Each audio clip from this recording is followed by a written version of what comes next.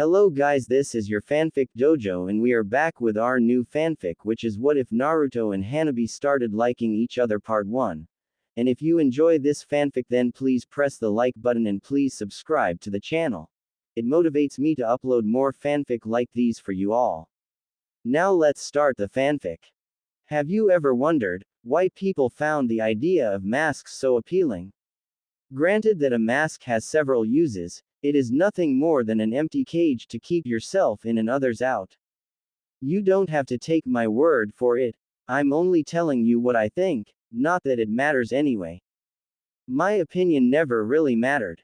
Everything that came out of my mouth, every word, every sentence, was treated as background noise, like the sounds of a running brook or winds rustling along the trees. It just didn't matter. I was just another soldier, someone with a name for convenience and with the duty of laying down my life at any given moment. Uzumaki Naruto. That's the name I grew up with, the name that I had grown accustomed to and the name that made people spit whenever it came up. That's right, I am Uzumaki Naruto, a Konoha ninja with a Chunin rank. I have been denied my Junin promotion continuously for the last 3 years. It was only a miracle that I made Chunin, seeing as how they couldn't send Genins to the front line. They deemed my skills worthy enough to be Chunin but unworthy for Junin. I knew deep down inside, I had the skills to be in Anbu but I never let my anger get the best of me. I wouldn't let it slip past my mask. This was the very same mask that I wore for 26 long years. On the outside, everyone saw a bumbling idiot, an incompetent fool, and I was more than willing to play the part. I considered it my punishment for what happened 5 years ago. Everywhere I went, I always kept it on, never once taking it off. I couldn't. This was the only path open to me, the path of a Jinchuriki. Once, a long time ago, it was considered an S-rank secret. Speaking it would mean absolute death, but now, it was no longer a secret. The council couldn't keep it under wraps anymore and by morning, the entire population knew. That was why adults would sneer and spit at my feet whenever they saw me. It was also why children threw projectiles at me, rocks, tomatoes, cabbages and anything their parents could give them or whatever they could get their hands on. I didn't have to read their minds to know what they were thinking, the look on their face said it all. Filthy Jinchuriki. Bastard demon. I could hear them, all the curses and insults whenever they mumbled it under their breath. It was the curse that Kyuubi marked me with. It began as a gift, the demon explaining that with enhanced hearing, I would be able to hear the enemy from miles away, but it came with a very steep price. At that time, I admit, I was desperate. Akatsuki began its move, already capturing all of the Jinchuriki but one. Me. Their goal was to arrive in Konoha and tear the village apart looking for me, but I wasn't there. Even though they found my whereabouts, they still tore the village apart. Even after I rushed back and defeated Pain, I was still blamed for the mayhem and destruction. Sentenced to 3 weeks of outpost duty near the borders and my Junin promotion suspended indefinitely. No matter how harsh their punishments were, I took it, with the same mask on my face. I never took it off, not even when I watched my team get caught in an ambush, when they died in my hands, because I know, I was going to be blamed for it. Years after the defeat of Pain, the members of Akatsuki went their separate ways, their numbers dwindling down. It was decided that after the Pain catastrophe, I was to be labeled as a danger hazard, a demon waiting to break out and wreak havoc, and so, I was to be kept under watch at all time. Everywhere I looked, I could sense Anbu everywhere, their eyes trained on my every movement. They thought I wouldn't be able to sense them, but I knew better. I just ignored them, staying in my apartment located in the slums of Konoha. It was the best I could do, after being evicted from my old apartment. No landlord would rent me an apartment, no matter how high or ridiculous they made their rent. It was only after Kakashi stepped in that one landlord eventually gave me a place. No one dared to oppose the Hokage. There was only one word to describe my apartment: horrible. Located in the poorest section in Konoha and being right at the village walls, it was always overlooked by everyone. I was alone here, my neighbors avoiding me like the plague. I didn't mind the solitude, no one wanted to talk to me voluntarily anyway. I convinced myself that it was for the best. As my cold blue eyes stared at the ground, the building's shadow appeared, an indication that the sun was rising and morning was here once again. I sighed and pushed myself off my mattress, stretching my arms before going to freshen up. That's right, I didn't own a bed, only a mattress with a messed up pillow and a blanket that didn't even cover my body. But that wasn't the bad part. I could sleep on the floor or in a tree with no problem. The problem was the utilities because since this place was located at the edge of the slums, there was no plumbing or electricity here. I had to leave my apartment and go off into the jungle, to my regular spot along the river to freshen up and bathe. Somewhere along the way, the Anbu would disappear, because they know as well as I do, I wouldn't leave the village. Feeling the icy water splashed against my skin made me shiver slightly. I took the moment to enjoy the sensation, the frosty liquid dripping down my face. The cold and I were similar in many ways. Both of us were one of a kind. There was only one cold and there was only one Uzumaki Naruto. With warmth, there was warm and hot, each holding a different meaning, but with cold, you were either cold or you weren't. It was as simple as that. I heard my stomach grumbling, telling me that it was time for breakfast or lunch. I didn't remember what time it was, after spending so much time out here in the jungle. All I knew was that I was hungry and it was time to eat. Being stuck as a chunin meant living with the shitty pay and the amount of missions that a chunin was allowed to take. To me, food was a luxury. If I could afford it, then I would eat. If I can't, then it's too bad. I learned that lesson a long time ago. As I leapt out of the Shi-no-man, aka the forest of death, I felt the sun shining on my face, the warmth that I missed. Taking a deep breath, I found myself enchanted with an aroma that I also missed. The smell of freshly made ramen almost made me drool. Keyword, almost. Giving myself enough distance between the ramen stall and my landing, I figured that a 5-minute walk would be enough to build my appetite. As I walked closer, I saw that the old man actually had customers, which meant that it was lunchtime. I felt myself feeling uneasy as I walked into the stall, feeling their stares on me, but it didn't matter. I turned to them and smiled, greeting them before taking a seat far in the corner. There were 2 men sitting there, obviously ninjas, turned and glared at me, like I was ruining their appetite. I didn't blame them, it happened every time I walked in here. People would get up, complain about how everything went to hell, and in the end, Tuki would end up apologizing and the customers would walk out without paying, gaining a free meal on my expense. It disgusted me how people can behave like this, but all I could do was apologize and smile. If I did anything else, it would make matters worse for the old man. I don't feel like eating anymore. And so it begins. The bigger of the 2 stood up. Akego, I believe his name was, is a well-respected Junin in the community and he usually got his way. Is there a problem with the food, sir? Tuki asked, already knowing the answer. I think he only did it as an attempt to calm his customers down. Yeah, the meal tastes like crap. I can't eat this. Seeing the hurt look on the old man's face, I turned around and started walking out, not once looking back. I couldn't stay here. I was the reason why the old man was losing money. I was always the problem here. I can hear the old man yelling my name, telling me not to leave, but I just waved my hand, dismissing his call. He continued yelling, but I continued walking, doing everything in my will to not give in to his pleas. I casually threw him a fake smile and disappeared with a shunshin.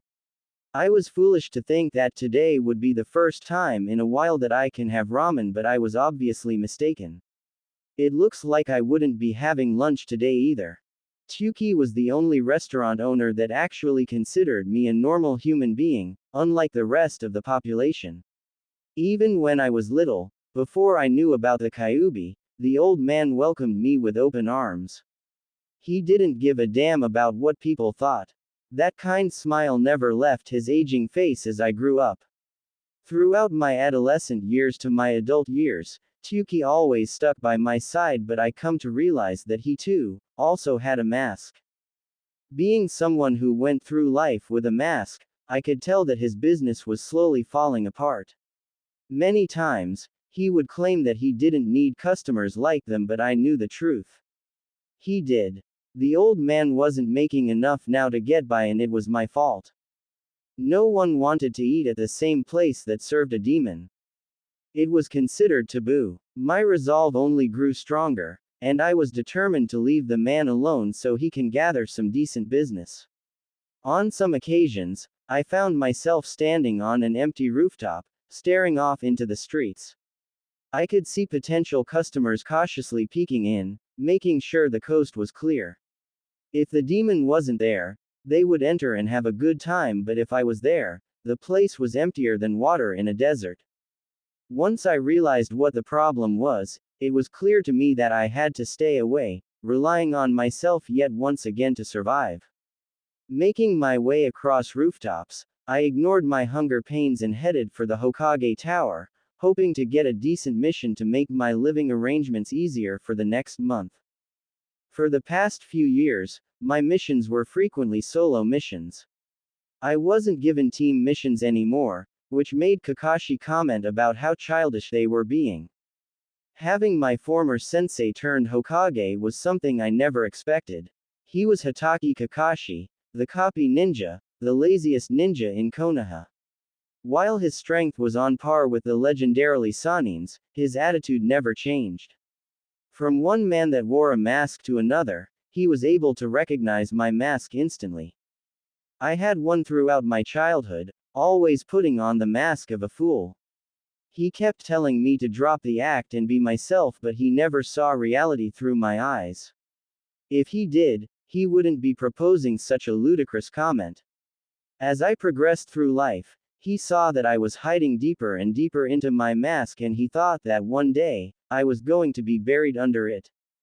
In an attempt to pull me back, he set up weekly gatherings for the former rookies. At first, it was tolerable.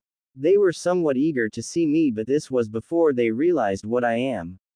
I will admit, I almost wanted to come out of my mask, but soon after that event, everyone disappeared on me. It was like those last few months never really existed, and then, life just continued on like normal. Kakashi continued to push for the weekly gatherings, but it wasn't the same anymore. The rookies showed up, but their expressions were guarded, and I knew why. It was because the news of the events was leaked into the public and they knew. Everyone knew what happened that day, and the looks in their eyes said volumes. I stopped showing up and no one ever bothered to contact me, to find me. Even the Anbu were hesitant to watch me. I knocked on the mahogany door, ignoring the cold glances the secretary was giving me. I could hear her swearing under her breath, cursing about my presence.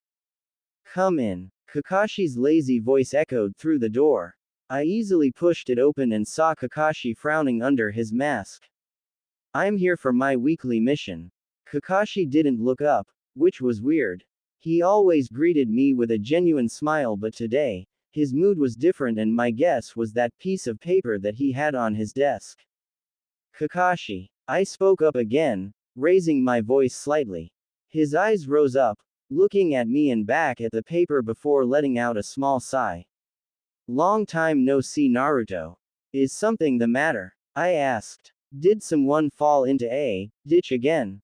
My attempt of humor was rather hesitant because I wasn't sure if this was the appropriate time for jokes. With no actual friends, I was often alone with my thoughts, and without someone to converse with, I wasn't comfortable in situations like this. But luckily, my poor attempt brought some amusement into Kakashi. I heard a small chuckle from him as he pushed the folder over. "Read it and tell me what you think." He didn't have to ask me, I was going to accept it either way. My financial situation wasn't great, but it wasn't poor either. With the amount of money I have now, I would lucky enough to make it to the next month. My eyes quickly glanced over the report, picking up words such as rice, trapped, enemies, and help. I'll take it, I answered without a second thought. Kakashi sighed as he leaned back into his chair. You didn't read it. Those words came out more as a statement instead of a question, which surprised me. Of course I read it. I answered back, not willing to let my former sensei get the better of me. I just smiled and shook my head. I read enough, Kakashi. What else is there for me to know? Have I taught you nothing, Naruto? Always look underneath the underneath. Kakashi replied with slight anger in his tone. This is a damn suicide mission. Those fools are sending you out on a suicide mission. They want you dead. So it finally came to this. I had my suspicions that my last few missions were somewhat suicidal, and if anyone else but me took them, they would have surely been dead. If Kakashi thought I was going to be shocked, he was mistaken. I merely smiled through my mask, which caused the man to frown even more. It's not a joke, Naruto. I don't want you to take this. I can get you other missions. I can do something else for you. Kakashi was one of the few people that didn't resent me for who I am or what I did. He understood my pain, and that was something I was grateful for, but I couldn't accept his pity. I swore to myself a long time ago that I would never accept pity. A true ninja would never turn down a mission, especially if it benefits the village as a whole. I replied, quoting the words of a wise man. Kakashi's eye only narrowed when he recognized the sentence. The third was naive. He had no clue what he was saying. If he was alive to see you now, he would beat you into the ground senseless. I grabbed the piece of paper and signed my name, showing the Hokage my signature as proof that I accepted the mission. It doesn't matter, Kakashi, I have a team to save. Just be careful, will you? Defeat in his voice, Kakashi pulled the piece of paper back and added his signature to the paper as well. It doesn't have to be like this, Naruto. But it can't be helped, I replied before leaving the office. For the first time, I didn't see a great man sitting behind the desk, I saw a tired and exhausted man. I quietly shut the door and disappeared in a shunshin, making my way back to my poor apartment. It didn't take me long, I was somewhat eager to leave the village. Being in here, I was only trapping myself, but out there, I was finally free from the hatred, the glares and cold shoulders, even if it was just for a limited time. Having grown up alone, I had never once taken a blessing in disguise for granted. My apartment wasn't something that I could call home. Hell, I wasn't even there all the time. I spent most of my nights at the training grounds, sleeping against a tree whenever I exhausted myself training. Training was the only thing that distracted me. Jiraiya pointed out a valuable fact to me. He said that no matter how shitty life is, how defeated and miserable I get, the sweat I get from training was the one thing that would never betray me. People might betray you, but your fists would not. To this day, I lived by his philosophy. He was more than a mentor to me, he was a fatherly figure. In some ways, he was like the dad that I never had. He looked after me like his own son, but when he passed away, I felt my world shatter. Entering through the door, I walked past my empty kitchen, grabbing the only few things that I own. There was really nothing in this apartment. It was plain and depressing. I didn't feel the need to decorate because no matter what I did, an apartment in the slums was an apartment in the slums. The mood couldn't be fixed. I took out a set of kunais, the only things that were worth money in this apartment, but even if someone came and stole these kunais, they wouldn't get much out of it. These kunais were in poor condition, made out of cheap metals. I couldn't afford the normal quality that most ninjas had. I purchased this set on one of my travels and polished them myself. The weapons store here in Konoha wouldn't do business with me, which was troublesome at times, but I made peace with it. During my missions, I would pilfer the weapons of my enemies, adding them to my own arsenal. Doing this was frowned upon, but I didn't mind. I needed the weapons since 1010 made it clear to me that as long as I was still breathing, I was never allowed to step foot inside her store. Of course, she said it in a harsher tone, but it didn't matter. If that was her wish, then I will completely abide by it. Putting the kunais into my weapon holster and tightening the bandages around my ribs, my eyes wandered over to the picture frame sitting next to an unopened letter from Gara. It was a picture that meant the world to me. On it was people that I considered part of my family. It was a picture of me and the two Sanins, Jiraiya and Tsunade. I sighed as I picked up the picture frame, wiping off the dust. I couldn't help but feel a pang of loneliness in my chest as I stared into it. I didn't have any other pictures in this place. This was the only one, so I considered it special. I wasn't like other people that had a billion pictures of their friends and family. I only had one, but it was more than enough. I remember Tsunade pulling a reluctant Jiraiya as we posed for this family portrait. The Toad Sanin was rather wary of the idea, but after some threats, the man eventually agreed. No matter how much those two argued, I couldn't help but smile at the relationship they had. It was clear to me that there was something more than friends behind it, but I never questioned it. It wasn't my place. I put the frame back down and decided to visit Tsunade, who resided in the village after much persuasion from Kakashi. Originally, Tsunade was to take up the mantle of the fifth, but she wouldn't have it. She opted to be the head of the hospital, which left Kakashi the only other choice. I chuckled at the memory. The Cyclops ninja threw a fit, cursing at the slug Sanin for running away from her destiny. She merely giggled and wished him the best of luck. Even Jiraiya pitied the new Hokage, promising him a brand new Ika Ika paradise soon. I took one last around and walked out the door, locking it in case someone decides to break in. With a quick shunshin, I made my way over to Tsunade's mansion, which was located behind the Hokage monument. Apparently, she inherited it from her grandfather when she returned to the village. I silently landed on the roof and I saw her enjoying a cup of tea while reading over some medical files. I stealthily jumped down, but before I could sneak up on her, she let out a chuckle. I know you're there, Naruto. You could never sneak up on me. I could if I really wanted to, I childishly replied, sticking out my tongue. It's been a month since I last saw her and she was doing well, from what I seen.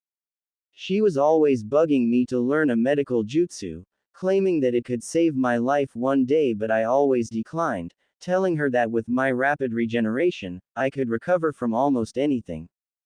That was the excuse that I always gave her, but I suspect that she knew better. The real reason why I refused to learn a medical jutsu was because I didn't deserve to. I have caused so much pain and suffering that it was better off if I had died, and I think she knew it too. Why didn't you decline the mission, Naruto? Crap. She found out. I curse the damn Cyclops, always sticking his nose in my business. I know that he meant well, but it just wasn't cool. He ratted me out to my mom. I'm the only one who can save them, Tsunade. I know it, you know it, and he knows it as well. Tsunade sighed, knowing that the argument was lost. You know the anniversary is coming up, right? She asked, changing the subject. Yeah, how can I forget? I burned the day into my memories. You think that pervert is doing well up there? She snorted. I bet he's overwhelmed with joy, peeping at women to his heart's content. Silence fell between us, both of us not knowing how to continue on. The subject of Jiraiya's death was still a sore spot for me, and I took it pretty hard when I found out that Pain killed him in battle. It's in 3 weeks, will you please come with me this year to his grave? I know it would make him happy to see us go together. I shook my head. No, I'll go myself. I'm sure that you'll want some time alone with him, and I don't want to intrude on it. The real story wasn't that I didn't want to go with her. It was because I'm prohibited to go visit the heroes' cemetery, a place where it was reserved for the heroes. They wouldn't allow a demon to tarnish the ground of heroes. Every year on April the 14th, I would stay in my apartment or training field, reminiscing about the good times that I had with Jiraiya, and at night, I would sneak into the cemetery and pay my respects to the man I considered my father. You don't have to go visit him alone, Naruto. You have to stop hiding behind that mask of yours and let people in. My eyes widened as her words took me by surprise, but I quickly pushed it back behind my mask. You're not the only one who misses him, Naruto. I usually come back at night to give him some sake, and that's when I see you sitting there, lost in your thoughts. I could see the sadness on your face and I worry about you, Tsunade explained. I sighed, nodding my head. I was partially relieved that she only saw me sitting there. If she had gotten a closer look, she would have noticed that on that day, my mask was completely off. I would never tell anyone, but during that time, I was able to truly be myself. I'll think about it, I answered before walking away. I'll visit again when I return. Tsunade nodded. Be careful, Naruto, I don't want to lose you too. I just smiled, knowing that she worried about me and that was good enough for me. I'll see you on that day, Bachan. I wondered if I made the right choice by accepting this mission. In my current state, I was having an internal conflict between my mind and my heart. My mind was telling me that there were no right or wrong choices, only a path that existed for someone like me. My heart, on the other hand, was telling me to turn back, to abandon this mission and take another. I often wondered what the difference between your mind and heart was. Scholars claim that your mind and heart acted as separate entities, but when they acted as one, that's when you become whole. To someone like me whose heart had been crushed and stabbed, literally, this was meaningless advice. It made me think back to all those times when I heard Junins lecture their genin teams about the difference between a missing nin and them. Most of the kids would answer with village and loyalty. Those were good answers, but none of those were the correct one. The correct answer was a heart. If the answer was indeed a heart, then where do I fit in with that category? Do I belong with them? A rhetorical question, but I long for an answer. I long for a place where my heart could truly belong. For the past 5 years, I lived in solitude because it was the only punishment fit for my crimes. At first, I didn't want to do it. I was expecting my friends to tell me how stupid I was being, but their words never came. The first few days were torture. My mind was screaming at me to release myself from my own hellish prison, but I stayed strong. My heart was telling me not to give up, not to lose hope.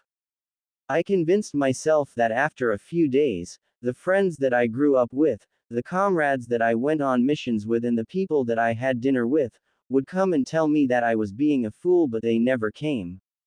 In the end, it would only take one person to break my chains: Shino, Hinata, Sakura, Ino, anyone, even Sasuke, but none of them came. I stayed in my apartment for a month, my naive spirit still strong, but with each passing day, my mind was weakening my heart, telling me that it was time to face reality. I continued to sit alone in the darkness, waiting and waiting. The only person that came to visit was Tsunade. I remembered her eyes portraying her sadness. When her sorrow-filled voice reached my ears, my face reactively returned a smile, hiding my pain from her, but honestly, she was the last person I expected to see. She urged me to move out of my apartment and into her house, but I bluntly refused, telling her that I was perfectly fine here. I knew I was being stubborn, but I couldn't go live with her. I would only end up bringing pain and misery to those around me. Tsunade eventually lost her patience and yelled at me, asking me how long I was going to mope around. I gave her another smile, telling her that I wasn't moping, merely recovering. She yelled in frustration, and that was when Jiraiya stepped in. He recognized the symptoms right off the bat, but it was only because he had gone through a similar process in the past. He offered me a chance to continue training, and I nodded my head. We agreed that we wouldn't leave the village this time, so we opted to work in the forest of death.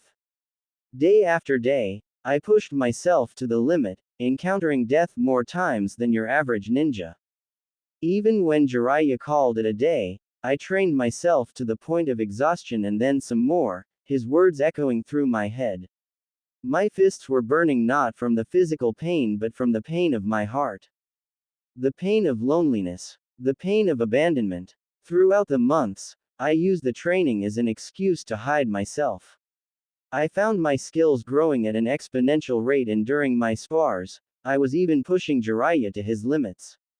Sometimes, Kakashi would take a break from his Hokage duties and would come to my training sessions, but I think it was because of another reason. Just when I thought everything was going to be okay, fate had a funny way of screwing with me. Having Pain show up in Konoha was the last thing I expected, but Jiraiya knew from the start that he would be coming here to look for me. The bastard ended up immobilizing me with some powerful drugs so I couldn't participate in the fight. I didn't know what happened until Tsunade found me an hour later. She explained to me what Jiraiya did, and all I saw was red flashing before my eyes. I forced her to tell me where that bastard was, but her tears gave it away. She didn't have to say a word, I knew what happened. Jiraiya met Pain one-on-one and they fought, only to have Pain standing as the victor. When the news finally settled, my chakra flared to an insane level, powered by my emotions. I arrived at the scene of battle, Pain standing on Jiraiya's fallen body with a smirk on his face. My actions that day were unforgivable. I threw away all my moral restraints, all the beliefs that I had, because my enemy was responsible for the death of the man I considered my father.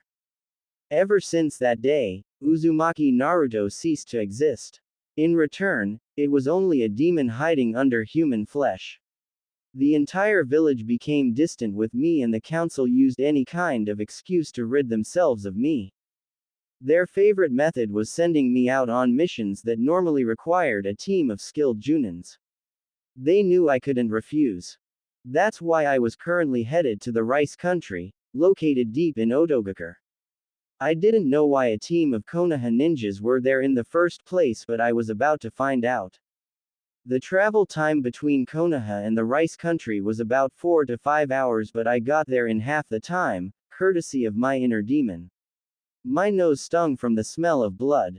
I stopped myself from going any further, landing on the ground as I surveyed the surrounding area. The smell of blood composed of both fresh and old, indicating that there was a fight around this area recently. Razor-sharp vines shot up from the ground without warning, nicked me on my neck. I uttered out a growl as I stepped away. Now why is a single Konoha nin walking out here alone? Have you decided to save yourself and abandon your teammates? A muffled voice spoke out. I shook my head, smiling towards the voice. My enhanced hearing was able to pinpoint the man's location. I'm only here to do a job. Then consider yourself fired. Several ninjas leapt down from the trees, attempting to surprise me with an ambush tactic. I was pretty impressed with their chakra control, being able to completely mask their presence within the thickness of this forest. They landed safely on the ground before rushing towards me, their kunais poised to gut me like a fish. I rolled my eyes and easily finished them off. When they jumped out from their hiding spots, I could easily sense that they were chunins at max. Their chakra levels were the justification. One by one, I plunged my own kunai right between their eyes, killing them instantly. I felt no remorse. Taking their lives came as easily as breathing. The last thing that they saw was my smile. When the last ninja fell to the ground, I noticed that their headbands didn't have the Odo symbol. These were ninjas from Kusagakure. Now why were Kusa ninjas here? I pondered to myself as I made my way into the village. Hanabi's pav. My arms felt tired and I was breathing heavily. It didn't take an expert to see that I was exhausted. My muscles were groaning in pain and my fatigue was almost at its maximum. I didn't know what compelled Anko to sign us up for this mission, but I suspect it was the free rice sake that was produced right here in this village. When she told me that it was an easy B-rank mission, I was hesitant but agreed to go with her. What I didn't know was that this village was under attack by foreign ninjas for the past week. When we arrived, we were assaulted by a massive rain of kunais, barely escaping with our lives, but Kay wasn't so lucky. Several kunais managed to hit her in her arms and one in her leg, rendering her immobile. We used the last of our supplies on the second day and we were desperate for backup. I know Anko sent one of her snake summons on the first day and we're now on the third day, still praying for that backup. Are you giving up on me already, princess? Anko's cocky voice whispered into my ear. I growled at her, not in the mood for her joking. We were caught in an ambush right outside the village and she was joking around with me. Does this woman not fear death? Calling me princess at a time like this, I huffed my breath, not bothering to dignify her with a response. The princess thing still stuck with me, even after all these years. Back when I was still a fresh genin, I was stuck up and so wrapped up in my own little world that I failed to notice others around me, thus granting me the nickname, Ice Princess. I guess it was because I grew up in an enclosed environment. I wasn't allowed outside to have fun like all the other kids. The only thing that I knew was what my father and the elders taught me. One of the first things my father taught me was that weakness was not an option. To survive in this world, you had to be strong, stronger than everyone else. I grew up resenting my older sister, seeing her as someone unfit to be the heiress of the Hyuga clan. She was so kind, so gentle, and yet, so weak. When I was 13, I secretly saw Hinata Onisama training with Neji Nisan. I thought the match was going to be over in a second, but to my surprise, my sister came out as the victor. Even though they gave it their all, the way Hinata Onisama moved amazed me. I didn't think she had the skills to beat Neji Nisan. After that night, I was confused. How could someone who was so kind and gentle be so strong? I couldn't figure it out, so I challenged her to a spar the next day. I had to find the answers with my own fist or else, I'd never know. My sister, the kind and gentle spirit that were loved by everyone, turned into a different person when the spar started. I couldn't land a single hit on her. It was like hitting water, and by the time the spar was over, I finally understood why Hinata Onisama was strong. She wasn't weak as my father saw her, she became strong under her own will, and I wanted the same thing. I no longer hated my sister. No, in fact, I grew to respect her. She developed into the strong person she was today by herself, whereas I grew up under the guidance of my father, who I considered one of the strongest in the village. As I grew older, I also outgrew my naive thinking process and realized that there were others out there that were stronger, like Neji Nisan. I was surprised when my father consented to let me try out for the Chunin exams, and even more surprised when I was immediately put on a team. Apparently, Anko was the only Junin instructor with a team that was missing a person. Unluckily or luckily for me, she was also the one who beat the whole stuck-up princess thing out of me. In some sick and twisted way, I guess I admired the woman. She was everything that I strived to be. Outgoing, adventurous, strong, and this was something that I'll never ever admit to her. Despite her attitude, she was a reliable friend once you got to know her. Over the years as I worked with Anko, I transformed from a stuck-up-the-nose girl into a reliable and respected Junin of Konoha. I was usually seen with Anko and Kurenai, who were my friends as I advanced through the ranks. With the occasional insults from Anko and helpful advice from Kurenai, I nailed my Junin exam with ease. I counted 7 Junins. What about you? Anko quietly whispered. I activated my Byakugan and I nodded my head. I also counted 7 Junins, each hiding away from us. Think we can take them? I asked. Of course, who the hell do you think we are? Some rookie team. Anko snorted. I thought I taught you better than that. Shine. Move. Anko shouted, pushing me away as a husky man landed between us. If we stayed there for a second longer, we were as good as dead. That was a pretty huge sword the man wielded. I found myself stumbling forward, unable to rebalance myself. Another ninja, someone leaner, swung a long scimitar towards me and my body automatically dropped to the ground, narrowly avoiding the blow. I saw a few pieces of my long black hair slowly drifting down in the air and I growled. I took pride in my hair and this bastard was going to pay dearly for snipping it. I quickly twisted my knee, using my left foot as a pivot and slipped into my taijutsu stance, the Juken. Before I could give the bastard a taste of my strength, a huge chakra signature erupted and was approaching this direction at a fast pace. I couldn't tear my eyes away from my opponent, being as close as I was, it was dangerous. I didn't recognize the signature either. It felt a bit demonic, but I was also getting a humane feeling as well. Within seconds, I left a hand on my shoulder and before I knew it, I was being shoved away. I rolled and skidded on the floor, unable to stop myself. By the time I stopped, I looked up and gawked at the person who shoved me. It was him, the very last person I expected to see and the very last person I wanted to see. Uzumaki Naruto, what the hell do you think you were doing? I had him. I snarled out, not caring if we were in the middle of town or in the middle of battle. I don't care where we were. He was something that I will absolutely not tolerate. It was because of him that everyone in my family suffered. It was because of him that the rest of Konoha mourned and it was because of him that I lost my older brother. I will never forgive him, never in a million years. I had seen the pain and destruction that he caused to the people around him. I could personally vouch for it. 5 years ago, he took Neji Nisan away from us, from everyone. I had never seen Lee-san and Tenten-san shed so many tears before. Even Hinata Onisama was weeping.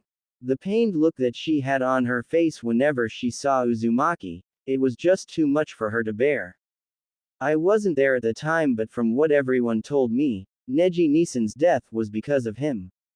They said that it was Uzumaki that killed him. I couldn't verify it myself because ever since that day, Uzumaki seemed to have disappeared, only appearing at the most random moments. I swore to myself that if I ever saw him, I would get revenge for Neji Nisan. I would make him wish that he hadn't lived. But here he is, standing right in front of me, with a smile on his face as blood dripped out from the side. Wait, blood? Why is he spitting out blood? I heard a small cough and that's when I noticed that there was a spear piercing him from the front. My eyes widened when I saw another weapon piercing him from the back and my eyes widened even more. The two ninjas tried to yank their weapons back, preparing for the final blow but they couldn't. Uzumaki somehow grabbed their weapons, preventing them from doing so. I couldn't understand how one man could still have the strength to fight back. I know I wouldn't be able to do so. Was this his power? With one quick move, I saw the two ninjas being thrown up into the air and two blue spirals appeared on his bloody palms. Was this the famous Rasengan that I heard so much about? As the ninjas came down, he shoved the blue orbs into their chest, instantly killing them. I didn't need my Byakugan to know just how powerful that technique was. Uzumaki then dropped to his knees as he forcefully pulled the weapons out. I winced as he pulled each one out. My face was probably green and my stomach was ready to puke, but I couldn't show my weakness here. My mind was screaming at me to get revenge, but my heart wouldn't move. You should smile more, Uzumaki managed to utter out with that stupid smile on his face before dropping to the ground. Naruto's pav. As I walked into the village, I could still smell the stench of blood lingering in the air. I rubbed my nose several times, trying to get the smell out, but I couldn't. Just when I entered, I saw 3 more foolish ninjas coming at me. They thought they would come here and expect me not to defend. What a foolish world they live in, but too bad for them, I wasn't going to die here. I hadn't found my answers yet. My eyes flared up with chakra. I could feel the Kyuubi's demonic chakra trying to take control, but I pushed it back. It was bad enough that I suffered humanity's wrath, I didn't need to suffer a demon's wrath either. Gathering enough chakra, I flipped through several hand seals and unleashed a whirlwind, embedded with my chakra. Over the years, I learned to effectively manipulate my element, adding them to my techniques, making them twice as deadly. Those fools were dead before they dropped to the ground. From far away, I heard Anko yelling something before she pushed another person that I didn't recognize aside. It was only when she got into a taijutsu stance when I recognized her. Hyuga Hanabi, the former heiress of the Hyuga clan. Neji's words echoing through my head. Those were the very last words that he spoke to me before he died in my hands. Naruto, it's your duty now to protect my family now. It was a memory that was still clear to me, even after 5 long years. No matter how many times I replayed the moment, it was my fault that he died. I lost control of myself during the battle and he paid for my mistake with his life. My body went into shock after realizing what happened and I wanted to puke my guts out. It was after that even that I swore to myself that I would never make the same mistake again. Horror was written across their faces as time stopped for every single person witnessing that battle. My fist slowly pierced through Neji's body and by the time I regained consciousness, he was already gone. No one aside from me knows what happened. They all think that I killed Neji and no matter how many times I tried explaining myself, the less people listened. All they saw was my fist going through Neji's lifeless body. It was the ultimate taboo, killing your own comrade in cold blood. It was an unforgivable sin. So why was Neji smiling when he died in my hands? I made a solemn vow that I would protect his family, no matter what, and that was why I stayed in the village, for his memories that I endured such harshness and cruelty, and it was for his memories that I would not break his request. My eyes watched in slow motion as Hanabi readied herself to counterattack, but what she didn't see was another ninja sneaking up behind her. Without thinking, I summoned an insane amount of chakra to my legs, giving me the extra boost that I needed to reach her in time. Within seconds, I propelled myself forward, shoving Hanabi away and taking the blow for her. What the hell do you think you were doing? I had him. I heard her snarling the words out at me. I couldn't help but smile, knowing that I deserved them and more. Not once have I visited the Hyuga compound to offer my condolences. I guess in a way, I was afraid to face them, afraid of how they would react. Her words were soon drowned out as I braced for impact, the spear and sword piercing through my body one by one. I coughed out some blood as pain shot up from my body, a searing pain that I never felt before. It was a poison, that much I knew, but Kyuubi should be able to counter it and heal. I could feel them trying to retract their weapons, but I wouldn't let them. With every ounce of strength left in my body, I threw them high into the air and I held out my palms, managing to summon 2 Rasengans. I waited for them to drop down before plunging the deadly jutsu into their chest, killing them instantly. I then dropped down to my knees, ignoring the huge pain that went through my body as I yanked the weapons out. I turned my attention to Hanabi as she sat there watching me, her face turning a little green. I could feel my body giving out and my vision wavering. She was the last person I would see before I black out, the look of confusion, awe, and curiosity. You should smile more, I managed to utter out before blacking out completely. Hanabi's pav. He just collapsed in front of me, blood spewing out from the wounds he received in battle.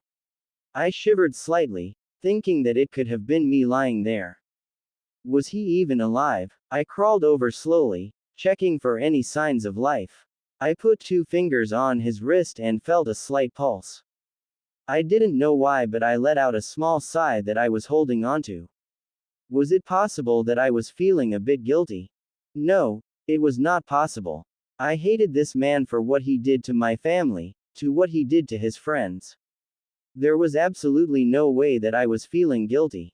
It wasn't my fault that he jumped in, taking the blow for me. It wasn't my fault that he wanted to play hero and save me.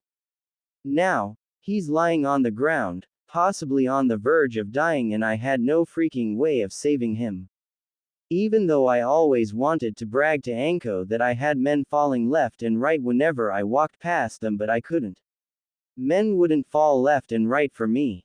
They would do it for people like Anko or Kurenai, but certainly not me. Men looked at me like I was some sort of fragile princess and they suffocated me with their affection, which was the reason why I never had a long-lasting relationship that went past a month. I would be so lucky if it went past the first 2 weeks. Without warning, something huge dropped from the skies and I let out a small scream. I know it was un-ninja-like of me, but this was something big. When it landed, I felt my body jumping into the air as an aftershock of its landing. But what could have been so heavy that it caused me to jump up like that?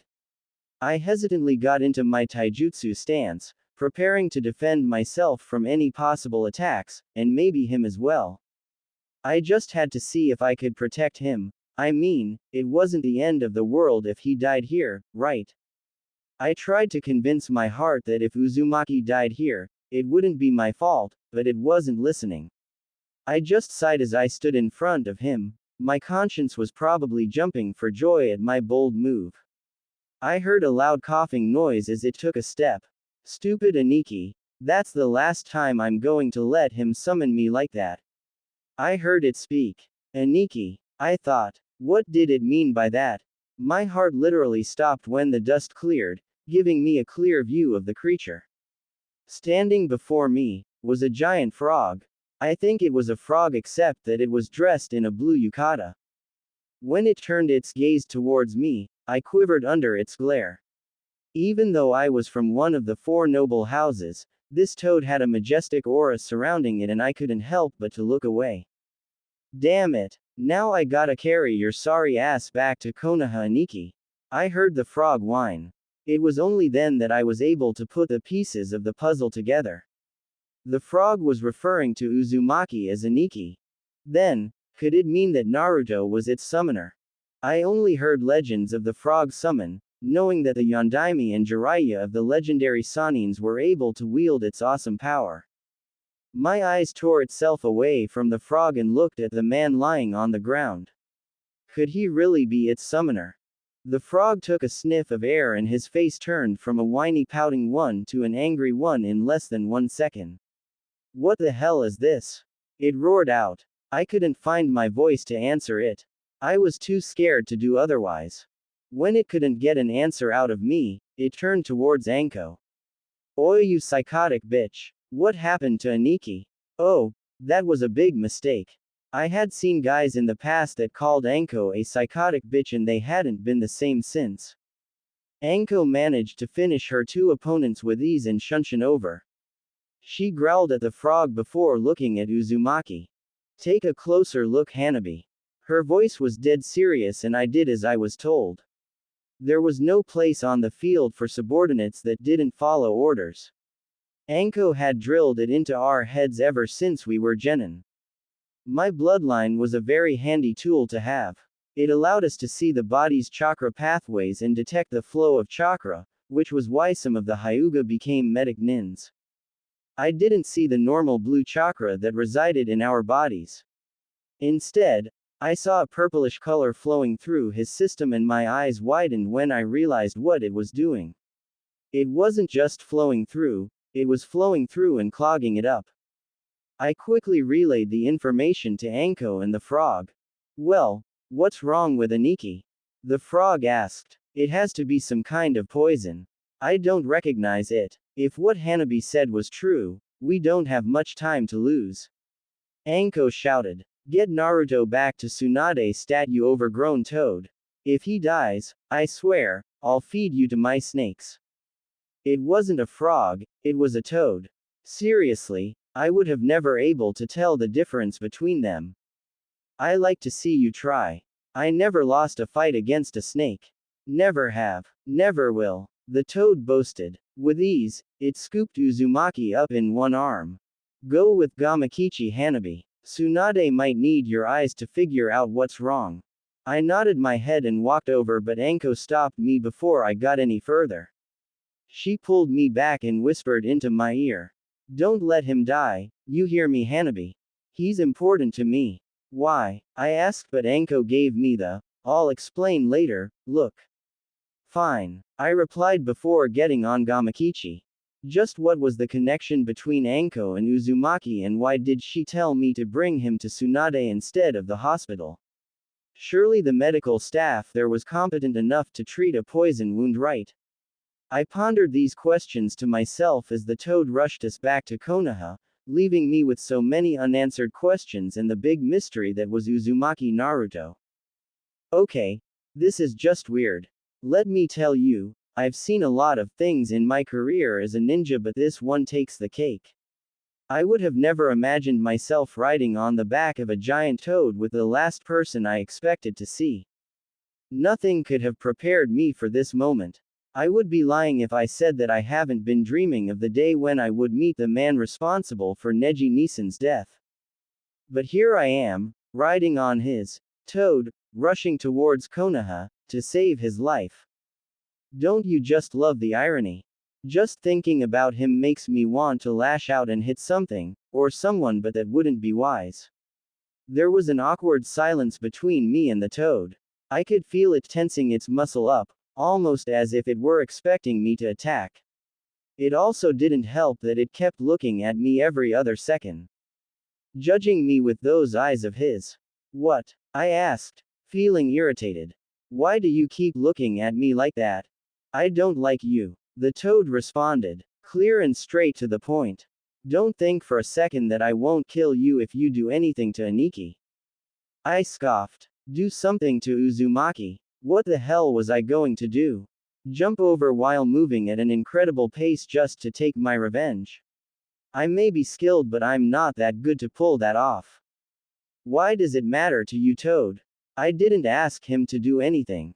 It was by his own actions that he's in this condition. I coldly replied. I was never one to take shit from anyone, not even Anko. While she may have beaten the Ice Princess personality out of me, she also taught me to be my own person and to stand by my beliefs. I was just a little firecracker waiting to explode. I heard it utter a low growl, like it wanted to take a swing at me, and I just smiled back coyly. No need to respond. We both knew that I won that round. I shook my head and my eyes drifted down to the person on the toad's webbed digits. Uzumaki Naruto. I could see the blood soaking through his clothing and a pang of guilt hit my chest. No matter how much I tried to deny that fact, it was he who showed up and saved my life. If it weren't for him, it would have been me lying on the ground in that village, bleeding out with Anko screaming at me, doing everything she could to save me, while telling me that everything was going to be okay. I shook my head, trying to forget that it wasn't me and it was him. If our roles were reversed, I would have been dead, probably seeing Neji Nisan by now, but it wasn't. It was him, the village Jinchuriki. The container of Kyuubi, rumored to be the most powerful of all the Bijus, lying there waiting for death to come. I knew all about him. Everyone in our village did. We all knew of the things that he had done and the sins that he committed. The pain and suffering that he caused the village and the injustice that we had received. It just wasn't fair. As far as I could tell, Uzumaki had no relations to anyone in the village. I think pretty much everyone was split into two groups. Those who hated him and those who didn't want to be seen associating with him. I'm pretty sure there were a certain few who considered him a friend. I believe Kakashi is one of them, but then again, he was always giggling at those perverted books, so I couldn't be sure. I often complained to Anko and Hinata about why he was still alive. Why wasn't there a public execution for the man who caused us so much suffering? Anko told me that I was still a naive bitch who still needed to grow up. I should have been offended by her comments, but I knew that she didn't mean it. Nothing gets past these eyes of mine, and I knew she was hurting inside. I just wish I knew why and what her relationship was to him. My sister Hinata, on the other hand, was a different story. Along with the rest of her friends, they seemed to share the same opinion with the rest of the village, that they all hate Uzumaki. They seemed to resent him for what he did, and to this day, I agreed with them. That he was a demon, lying in the dark, waiting for its chance to take revenge on us. It was a perfect cover-up. He used the attack as a chance to get back at us, and get back at us he did. Half of our forces were demolished that day, ninjas and civilians alike. I closed my fists tightly, thinking back to the pain that he caused my family. I didn't know if the toad was very observant or I was very obvious, but he noticed something right away. "Don't even think about it, bitch," I hear the toad muttered. Gamakichi, I think that was his name. How dare he tell me what to do? Does he even know what kind of vile and disgusting things his summoner had done? Did he know just how much my pride hurt just by having this bastard save my life? I gritted my teeth and ignored him, my eyes hardening and focused on Uzumaki. "You're one of them. I don't need to know you to know that you're a spiteful bitch," Gamakichi stated. "I don't know why he sticks around. He shoulda just left. People like you aren't worth dying for." I saw red. Everyone had a trigger point and the stupid toad just pushed it. People like me. What the hell does that mean? If anyone should be dying, it should be him. I yelled back, my anger taking the better part of me. Why shouldn't I have the right to hate him? I would be doing everyone a favor if he died. No one would miss him. I could feel myself shouting everything that I had to the toad, not caring if he swatted me like a bug. "Listen here, you bitch," Gamakichi yelled. I could feel the anger in his every hop, like he wants to stop, but I know that he can't. Every minute that he wasted on me was a minute lost on him. In fact, I wanted him to stop. You have no idea what kind of hell Aniki has been through. Do you even know who he is? Does anyone know the kind of man he really is? I held back my tongue. There were so many things that I could say, but I didn't. I couldn't, not when I know he was right. I didn't know him personally. All I knew was that he was the man responsible for Neji Nissan's death. A man I swore I would get revenge on, not just for me but for my entire clan. That's what I thought. You humans are quick to anger, quick to judge but slow to see what things really lie underneath the story. The toad took one giant leap, clearing a few hundred feet at once, and it took all of my concentration to stay on. I was not going to let him get the better of me. I'll swear one thing though, if Aniki doesn't make it through this and it was because of people like you, I promise you that you'll have another war on your hands, but this time, it won't be with humans. Is that a threat? I yelled, holding on for dear life.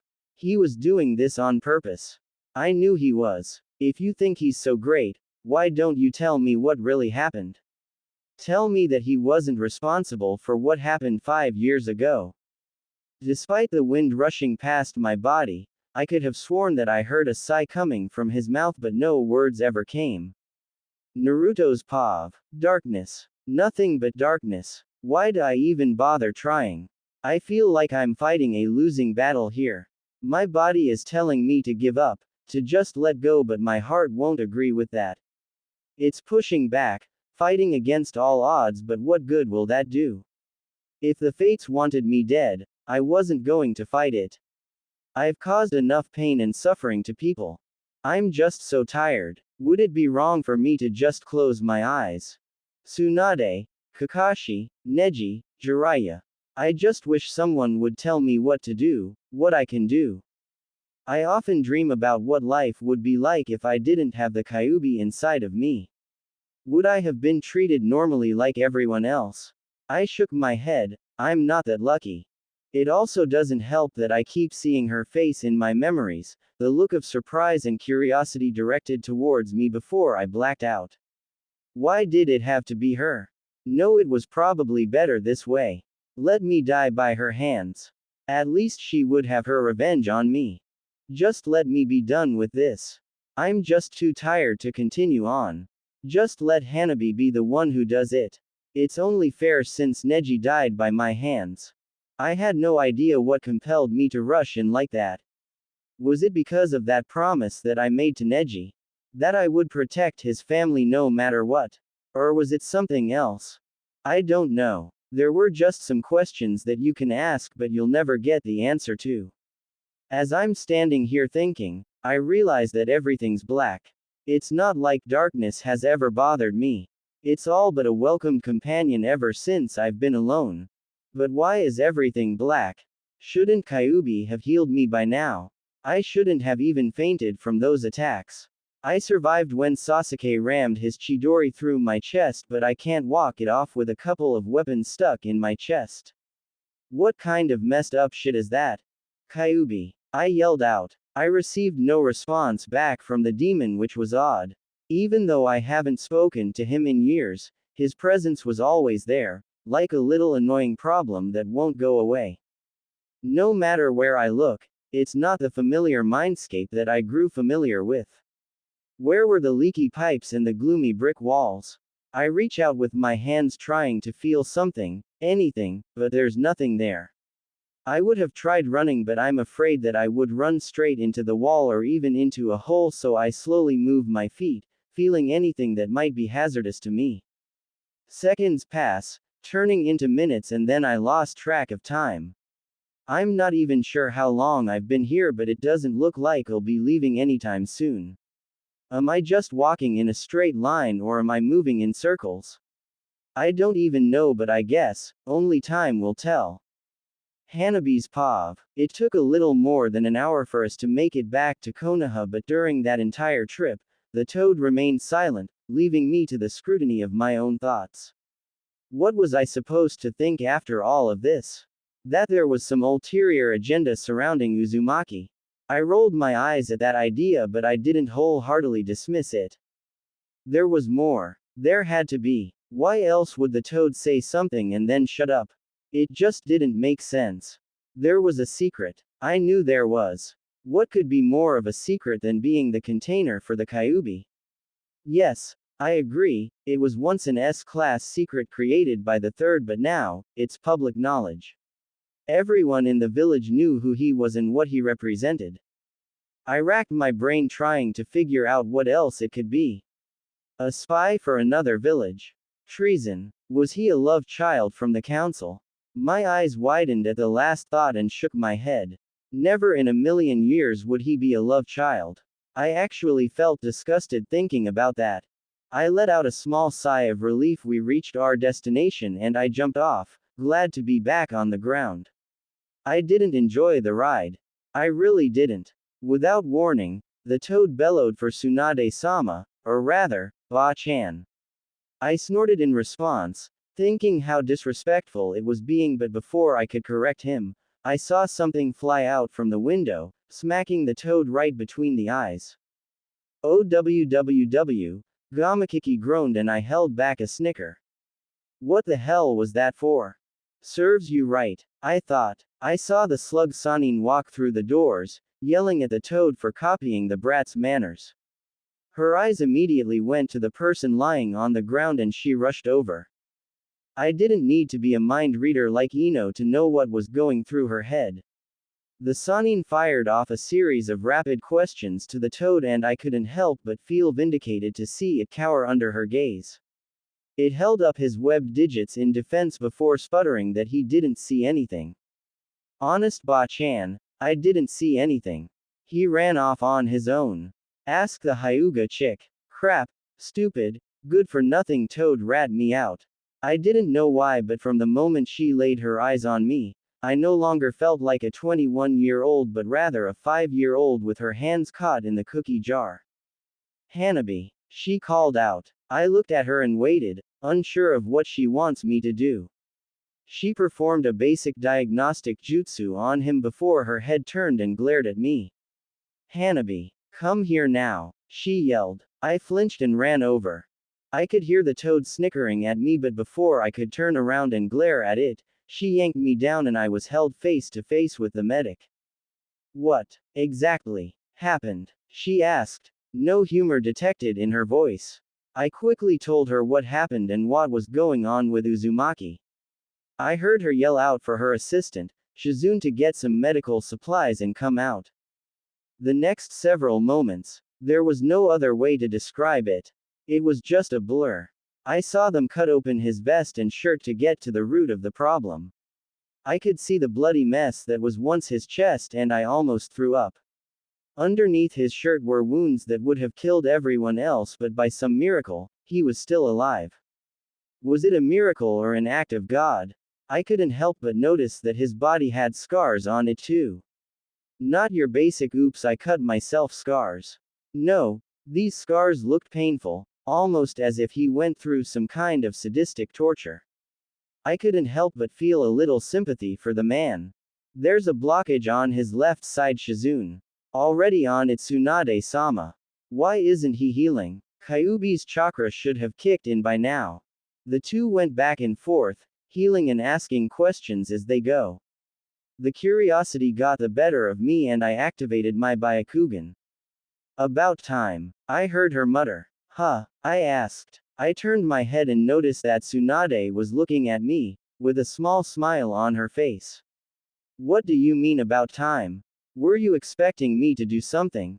She shook her head. I was wondering how long it would take you to come to your senses. My senses? What does she mean by that? She noticed the puzzle expression on my face and continued to explain. You're different, Hanabi. Different from the rest of those assholes villagers. Do you know that you're just like your mother? Strong-spirited and loyal to a fault. Not once did she look the other way when someone was in trouble. Just by being here shows me that you are definitely your mother's daughter, Hanabi. I felt my throat drying up. It was rare to hear someone speak of my mother like that. Even when the members of my clan spoke of her, it was more of a distant, respectful tone. My eyes started to water up, tears threatening to fall down my face if I made even the slightest move. I wanted to tell her no, that she was wrong, but I found myself looking down, unable to bring my eyes up. If only she knew that the only reason why I was here wasn't for such a noble reason. It was because I was curious to see how they would save him. It's not my problem if he lives or dies. But then, how come I feel guilty thinking about it? I wanted to speak up, to tell her that she was wrong about me because I felt like I didn't deserve any of it. It was technically my fault he's like this. Tsunade-sama. I hear myself speaking but I couldn't go any further. She cut me off before I could explain myself.